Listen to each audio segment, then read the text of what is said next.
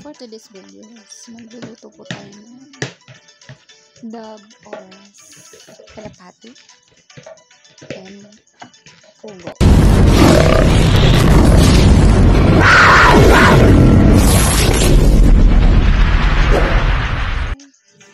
So first natin gagawin is ipa-fried muna natin yung dab or kalapati.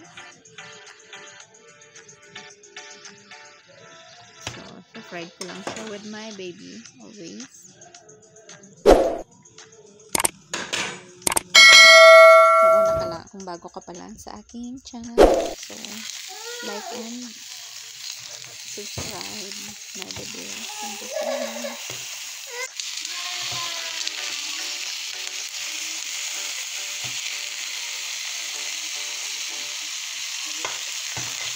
Antayin natin yung kalapati maging golden brown. So like this.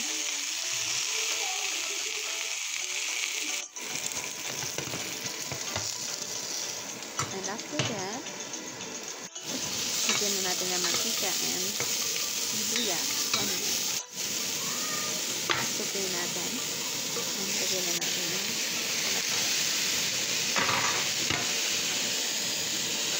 Hindi ko alam kung ano tawag kabsa. Kabsa ba?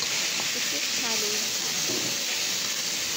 After natin itong gisa, lagyan na natin ng spices o buharat dito sa Saudi. And of course, is yan. Depende kung gaano kaalat ang gusto niyo.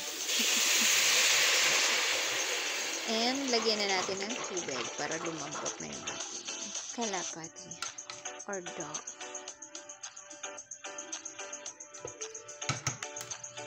So habang nagpapalambot tayo, ipa-fried ko rin muna itong ano tawag nito? Golden brown ko siya. So ang nangyari naging black. Panghalo siya sa kanin.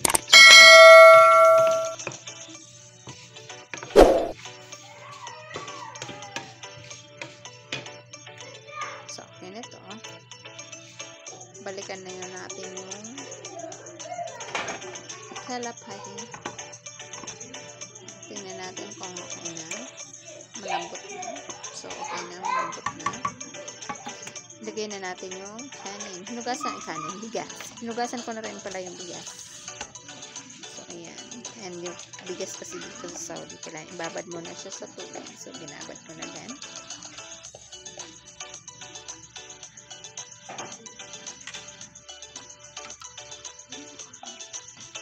Look like this. Diba? Halo. Tawag ko dyan kabsa. Ayan na yung aking pinay na parang pansit na nakalimutan ko sir. Nakalimutan ko anong tawag dyan. Highlight ko na lang yun. Anong tawag na? So, charan! Ayan, luto na yung ating kanin. Kabsa ba tawag? So, thank you so much. Ganun lang guys. Maraming salamat.